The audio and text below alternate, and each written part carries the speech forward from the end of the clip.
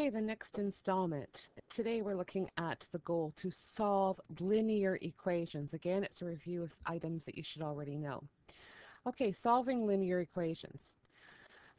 You've heard this over and over and over again. To solve equations, remember what you do to one side, you must do to the other side. Okay, so on either side of the equal sign, you have to constantly keep it balanced. Now, in order to do that, you use inverse operations. So, for instance, the opposite of adding something, obviously, is subtracting something. The opposite of multiplying is dividing. And the opposite of square rooting something is squaring. Okay, so we would take and we would square something. Okay, so these are opposite operations. All right, that's supposed to be a 2, not very good. So let's try again, see if we can make a better 2.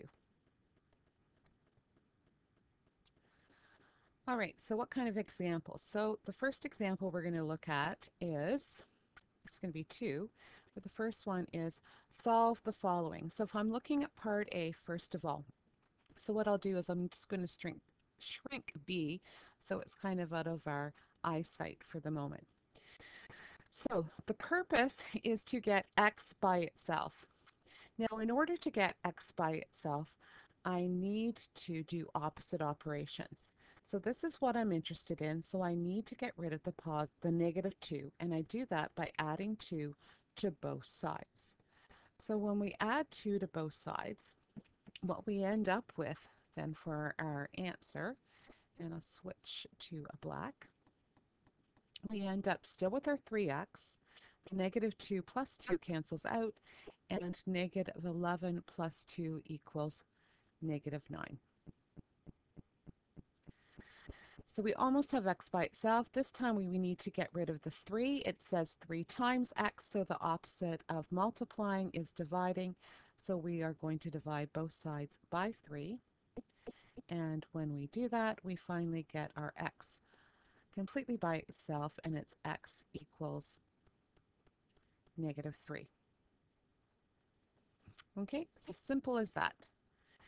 All right, so now let's look at our second question, part B. And this time I'm going to bring it up a little bit more. Now there's a little bit more involved with this question.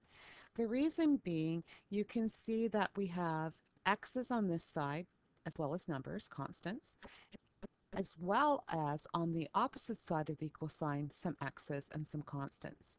So you have to decide where you want to put your variables. Most people do choose the left side, but that doesn't to say that you can't put it on the right side. So I'm going to go with what most people do. And as I said, most people take everything to the left side.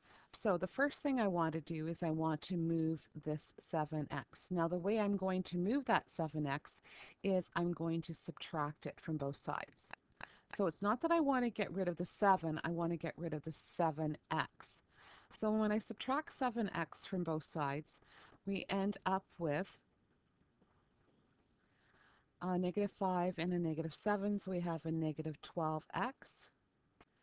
And we still have our plus 3 equals, and now the x's are gone on this side and we're left with 15.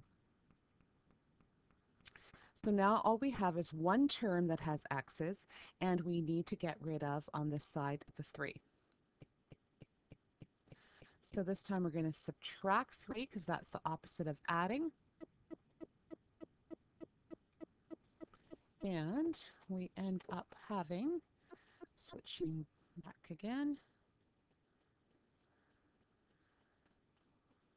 it just doesn't want me to get down to that marker. There we go. And we end up with negative 12x. The 3's now are gone from the left side, and I have a positive 12. To get rid of the negative 12, obviously we're going to divide both sides by negative 12. And you can see that it actually comes out quite nicely. 2x equals -1. All right, so that's a variety of types of questions, a little easier one, a little bit more complicated. And the final thing that we're going to look at today is how to check your answer. And I've decided that we're going to check our answer from part B. So we want to know whether -1 really is the answer to our original question. And that's the whole point. We always go back to the original question and we start with a left side, right side situation. So I'm going to have, in a second, left side here. And from the left side of the equation, I can see that I have a -5x plus 3. And my right side of my equation is 7x plus 15.